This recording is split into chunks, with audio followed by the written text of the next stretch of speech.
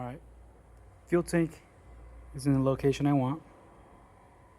It was a little more forward, but after I boxed in the plates, I forgot to leave the open area for these tabs to bolt in, and I did not want to cut through these boxing plates that look so good.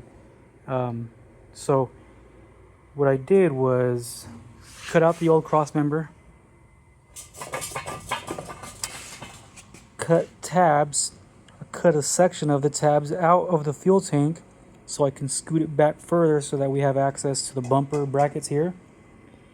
And now that this is sitting in place where I want it, looks pretty good. It's even going to be further back so I can fill up the fuel more conveniently, I guess, when I fill up at the gas station. Anyway, now that it's in place, one little hiccup. When it's bolted down, it's not going to be too secure up front, all right? It'll still be secure, but I don't like that. I mean, even though it's going to be bolted here, I'd rather it have full support everywhere. So I started digging through all my scrap metal that I have in that green bin over there. And these were from the old motor mounts, or the motor mounts that we installed. I had to cut these tabs out to fit. And I thought it looked pretty cool if I put them here with that little angle. Cool little tab, cool little addition, just small little modification to the frame. Thought it looked nice, right? However, these angles here, if I cut it flat here, it's going to be exposing. It's just going to look like a straight tab there. I don't like the way it's going to be empty right there in that space. And it's also kind of like awkward down there.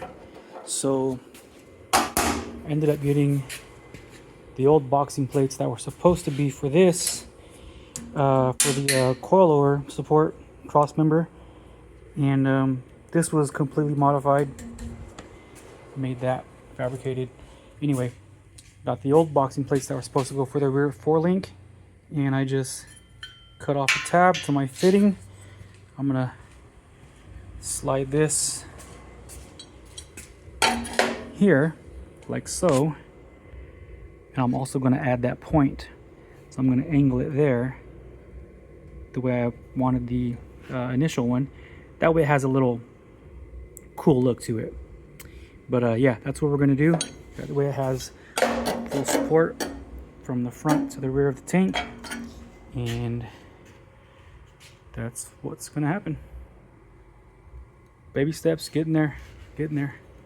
So the tabs for the gas tank are done. It no longer rocks forward. A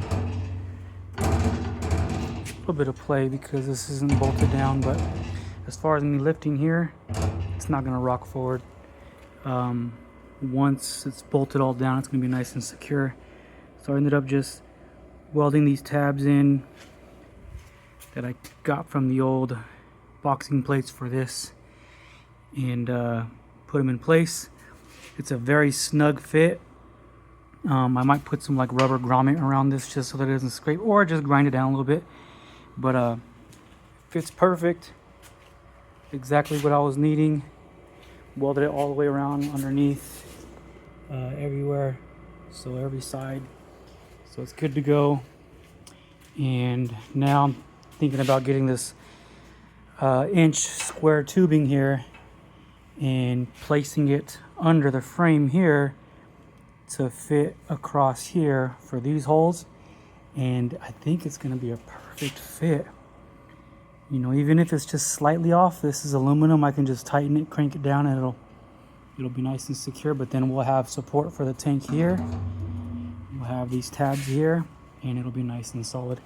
So fuel tank's almost situated. Once that's done, I can complete sanding down, sanding down, acetone clean up, primer and paint, and the frame should be done.